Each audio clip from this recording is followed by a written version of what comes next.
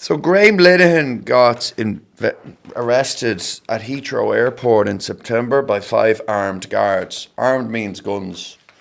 I don't know whether they were AK-47s, maybe a bazooka in there. But either way, when you're arrested by 5 armed guards, the implication is that you might be about to die, buddy. So that there's a human reaction to that, which is fear and trembling and, traumatizing, I'm sure. And Graham Linehan said that he actually ended up in A&E after the incident with high blood pressure. Why was he arrested at Heathrow? Because he tweeted. Stop tweeting. Stop tweeting. Stop saying all these words going on up here. Just keep them up here. Don't say them out here. No. I fucking hate trans people. Trans people are fucking wankers. And that's what England's like nowadays. Once upon a time, a guy called George Orwell wrote a book where he kind of said something or other about how people aren't going to be able to have a laugh anymore. It's called 1984. It's fucking brilliant, mate. If a trans-identified male is in a female-only space, he is committing a violent, abusive act. Make a scene, call the cops, and if all else fails, punch him in the balls. A photo you can smell. It's a trans protest. I hate them. Misogynists and homophobes. Fuck them. So he's gone mad into this whole thing around trans women shouldn't be in the bathrooms with the real women. Trans women shouldn't be fighting real women in the Olympics.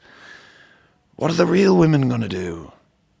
It's like, Rambo, in a lot of ways, mate, I've never heard a woman complain about this shit. They seem perfectly fine with it to me. And even if you think that it is dangerous, maybe it's time that the ladies are allowed to learn about reality here. And maybe the best way to learn about reality is, unfortunately, to experience some of it. We live in a very cozy world now. And these debates are kind of symptomatic of how out of touch we are. So let's just have 10 years where we give them whatever they want. And let's see what happens, okay? Maybe they're right.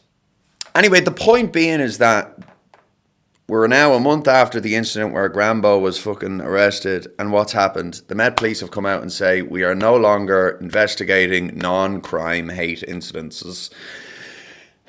Which implies that for a while there, they were using the resources to investigate non-crime incident. Is that not the whole fucking problem here, guys? That sounds like a conspiracy theory I just made up. The police sometimes investigate non-crime incident. You know what I mean?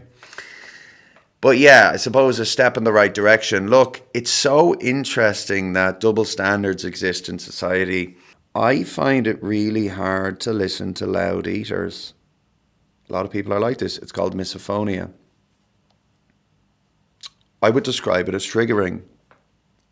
I would say that my fight or flight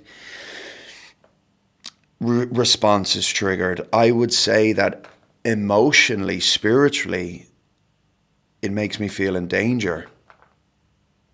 Logically, of course, I can say that nothing's happening here. Emotionally, it's another thing. If I misgender somebody, the police will be knocking at my door the next day.